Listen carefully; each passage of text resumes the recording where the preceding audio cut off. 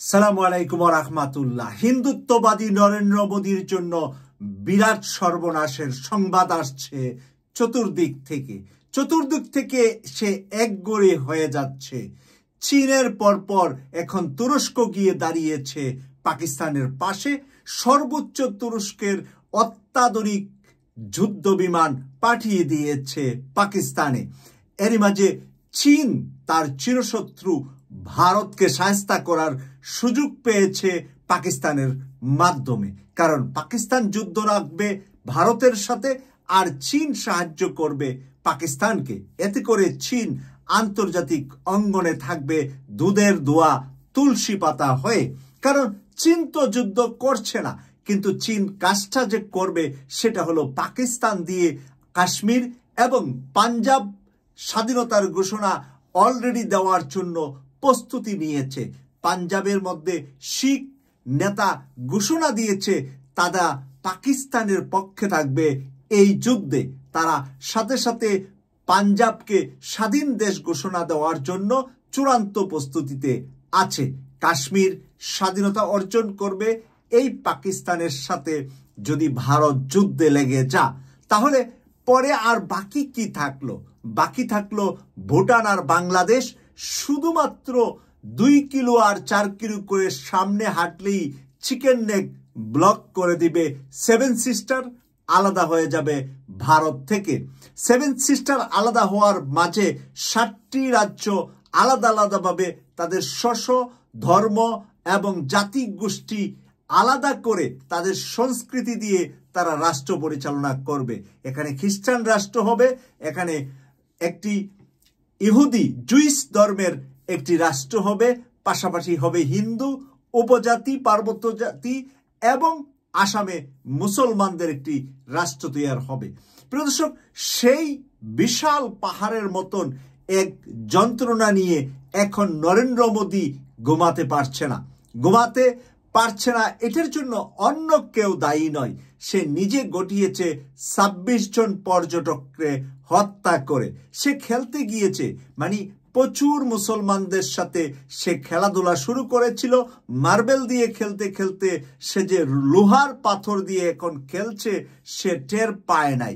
সে ভারতের মুসলমানদেরকে একগমি করতে করতে, মারতে এবং বিভিন্ন ধরনের মুসলমানদের উপাসনালয়, ধর্মীয় স্থানগুলা দখলের পায়তারা করতে করতে সে পাকিস্তানের সাথেও সেই খেলাটা খেলতে গিয়েছে।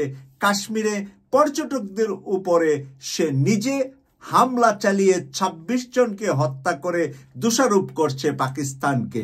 আর পাকিস্তান বলছে আমি যদি করে থাকি তাহলে আন্তর্জাতিক তদন্ত হোক। এখানে আন্তর্জাতিক তদন্তের কথা বলার পরে নরেন্দ্র মোদী সেখান থেকে পিছিয়ে এসে পাকিস্তানের সাথে শুধু যুদ্ধের জন্য হুমকি ধমকি দিয়ে যাচ্ছে। প্রিয় দর্শক, যেই নদী বন্ধ করে দিয়ে তাদেরকে পানি দিবে না বলছে, সেখানে বেনজির ভুট্টোর ছেলে আমরা শুনতে পেলাম যে তার মুখ থেকে পানির পরিবর্তে সেই নদী দিয়ে আসবে ভারতীয়দের রক্ত। প্রিয় দর্শক, বেনজির ভুট্টোর এই কথা শোনার পরে ভারতীয়দের এখন ঘুম নিদ্রা হারাম হওয়ার পথে। চায়না সর্বোচ্চ অস্ত্র এবং গোলাবারুদ, যেই ধরনের সাহায্য অত্যাধুনিক। আমেরিকা থেকে একটি নিউজ এসেছে যে আমেরিকা বলছে চায়না যেই মিসাইলগুলা এখন পাকিস্তানকে দিচ্ছে সেগুলাকে প্রতিহত করার মতন কোনো ধরনের সামর্থ্য ভারত রাখে না। ভারতের কাছে কোনো সামর্থ্য নাই চায়নার এই অত্যাধুনিক প্রযুক্তি এবং তুরস্কের অত্যাধুনিক প্রযুক্তির এই যুদ্ধ বিমানগুলাকে প্রতিহত করা ভারতের জন্য। প্রিয় দর্শক, এই যুদ্ধ টেনে টেনে এনেছে নরেন্দ্র মোদী নিজে। এটা পাকিস্তান থেকে শুরু করে নাই বা অন্য কোনো দেশ থেকে শুরু করে নাই। নরেন্দ্র মোদী বাংলাদেশে যে দীর্ঘকাল যাবৎ তার রাজত্ব কায়েমের জন্য বাংলাদেশের ধর্মভীরু মানুষদেরকে, ইসলাম প্রিয় মানুষদেরকে বিনা কারণে হত্যা, বিনা কারণে জেল জুলুম নির্যাতন করেছে। আল্লামা দেলোয়ার হোসেন সাঈদী, মামুনুল হক সহ বড় বড় আলেম উলামারা যেই কারাগারে নির্যাতিত হয়েছে দীর্ঘদিন, তাদের একটা মহান রবের কাছে যে তারা এই ভারত সম্পর্কে তারা যে একটা হৃদয় থেকে খারাপ কথা বা খারাপ চিন্তা তাদের হৃদয়ে যে কাজ করেছে, এই ভারতের কারণেই আমরা বাংলাদেশের হাসিনার কারাগারে আছি। তাই সেই জিনিসটা হয়তোবা মহান আল্লাহ কবুল করেছেন, আর সেই কারণে নরেন্দ্র মোদীকে দুনিয়ার মানচিত্রে আজকে এক ঘরে একা হিসাবে সবাই বিশ্লেষণ করছে। প্রিয় দর্শক, আমি একা নয়, আমি অন্তত আপনাদের সাথে কথা বলার আগে 10টা বিশ্লেষণ দেখেছি বিভিন্ন দেশের মিডিয়া থেকে, বিভিন্ন জায়গা থেকে। 10টা বিশ্লেষণের ভিতরে 10টাই আসছে নরেন্দ্র মোদী এই যুদ্ধে করুণ পরিণতি হবে নরেন্দ্র মোদীর। ভারত খান হবে, আলাদা হয়ে যাবে মিনিমাম 10টা রাজ্য। সবগুলার মাঝে পশ্চিমবঙ্গ আছে 10 নম্বরে অবস্থান। পশ্চিমবঙ্গ বসে আছে, যদি 7 সিস্টার আলাদা হয়, কাশ্মীর আলাদা হয়, পাঞ্জাব আলাদা হয়, তাহলে আমি পশ্চিমবঙ্গ বাংলাকে নিয়ে, বাংলা ভাষাকে নিয়ে, বাংলা পশ্চিম বাংলা আমি কেন করতে পারবো না? তাই সবাই তো চা একবার রাষ্ট্রের প্রধানমন্ত্রী হতে। 71 বাংলাদেশে ঘটিয়েছিলেন জুলফিকার আলী ভুট্টো আর শেখ মুজিবুর রহমান যৌথ পরামর্শ করে। জুলফিকার আলী ভুট্টো বলেছে, আমি পশ্চিম পাকিস্তানের প্রধানমন্ত্রী থাকব, আর তুমি শেখ মুজিবুর রহমান পূর্ব পাকিস্তানের প্রধানমন্ত্রী থাকবা। আমি যদি একসাথে যদি 2টা দেশ থেকে যা, তাহলে তো আমরা 2 জন প্রধানমন্ত্রী হতে পারবো না। তাই আমি থাকবো পশ্চিম পাকিস্তানের প্রধানমন্ত্রী, তুমি থাকবা পূর্ব পাকিস্তানের প্রধানমন্ত্রী। এরই মাঝে পা দিয়েছিলেন শেখ মুজিবুর রহমান, বিদায় নিয়েছেন সর্বশেষ। 2টা পরিবার খুব খারাপভাবেই বিদায় নিয়েছে দুনিয়া থেকে। আপনারা দেখেন, জুলফিকার আলী ভুট্টো সে ফাঁসিতে মারা গিয়েছে, তার মেয়ে বেনজির ভুট্টো নির্বাচন ক্যাম্পিংয়ে গিয়ে আততায়ীর গুলিতে মারা গিয়েছে। ওদিক দিয়ে শেখ মুজিবুর রহমান পরিবারের প্রায় সবাইকে নিয়ে 2 মেয়ে ছাড়া মানে জীবন চলে গিয়েছে।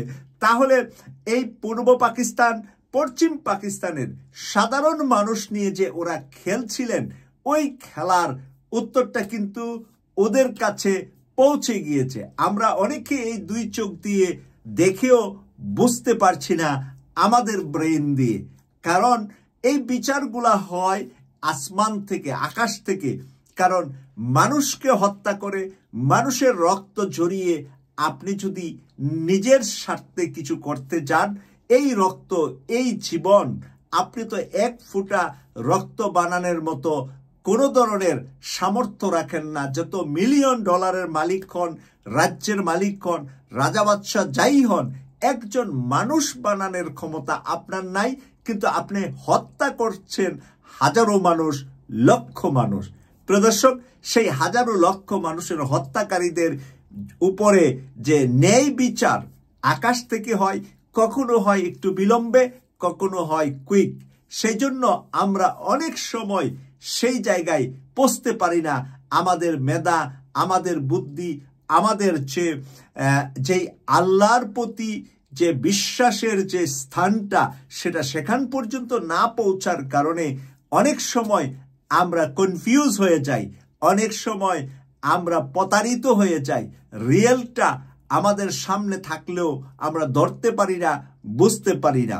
প্রিয় দর্শক, পাকিস্তান আর ভারতের মাঝে যে মুরুলগিরি ভারত করে যাচ্ছিলেন বাংলাদেশের উপরে, যে মুরুলগিরি তারা ভুটানে করেছে, নেপালে করেছে, শ্রীলঙ্কা করেছে, মালদ্বীপে করেছে, আজ তারা আফগানিস্তানে করেছিলেন, কিন্তু সব জায়গা থেকে তারা বিতাড়িত হয়ে বাংলাদেশ সর্বশেষ বিতাড়িত হয়ে ঘরে গিয়েছে নরেন্দ্র মোদী। এখন তার মাথার ভিতরে ক্র্যাক ঢুকেছে, সে এখন ক্রেজি হয়ে গিয়েছে। কারণ সব জায়গা থেকে পরাজিত হতে হতে এখন ভারতের জনগণ নরেন্দ্র মোদীর অপসারণ চা।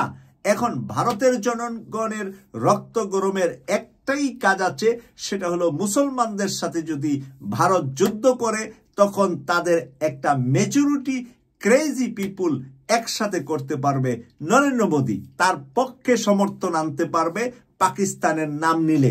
তাই পাকিস্তানের নাম নিয়ে এখন যে খেলাটা এসে নেমেছে, এই খেলায় ভারতকে টিকানো তার জন্য বড় কঠিন হয়ে দাঁড়িয়েছে বলে সকল জায়গা থেকে বিশ্লেষণরা বিশ্লেষণ করছেন। আমরা এই বিষয়ে আরো সামনের দিকে কথা বলবো। কেটিভি 24 কে সাবস্ক্রাইব করে আমাদের পাশে থাকবেন। সিরিজ এই আলোচনাগুলা আমাদের করে যেতে হবে, কারণ হলো যে ভারত যেভাবে কথা বলেছে এখন মেও মেও করে পিছু আসতে পারছে না, আবার সেনাবাহিনীকে সাহস দিয়ে সে যুদ্ধের প্রস্তুতির কথাও নরেন্দ্র মোদী বলছে। কিন্তু রিয়েলিটিটা বলছে যে দুই পরাশক্তি দুজনের কাছেই পারমাণবিক আছে, কিন্তু পাকিস্তানের জনগোষ্ঠী, ভারতের জনগোষ্ঠী 3 গুণের চাইতে বেশি, 4 গুণ মানুষ বসবাস করে ভারতে পাকিস্তানের তুলনায়। তাই সবচাইতে এই পারমাণবিক ব্যবহার যেই করুক, পাকিস্তান ব্যবহার করলে ভারত যদি পাকিস্তানের উপরে করে, পাকিস্তানের যেই ক্ষতি হবে ভারতের 4 গুণ বেশি ক্ষতি হবে পাকিস্তান ব্যবহার করলে। তাই সর্বশেষ পাকিস্তান কিন্তু বলে দিয়েছে, আমাদের হাতে সর্বশেষ যেই সামর্থ্য আছে সেটাই আমরা প্রয়োজনে ভারতের উপরে করব। কারণ তখন ভারতে হাজার নয় লক্ষ লক্ষ মানুষ কয়েক মিনিটে শেষ হয়ে যাবে, আর পাকিস্তানে হয়তো আপনি কয়েক হাজার করবেন, ওরা করবে কয়েক লক্ষ। কারণ আপনার গণবসতি বোম্বাই, আপনার গণবসতি দিল্লি, আপনার গণবসতি কলকাতা, এত বেশি গণবসতি মানুষ, যেটা ঢাকা, বাংলাদেশের জন্য একমাত্র ঢাকা হলো গণবসতি, আর এত মানুষের শহর বাংলাদেশে নাই।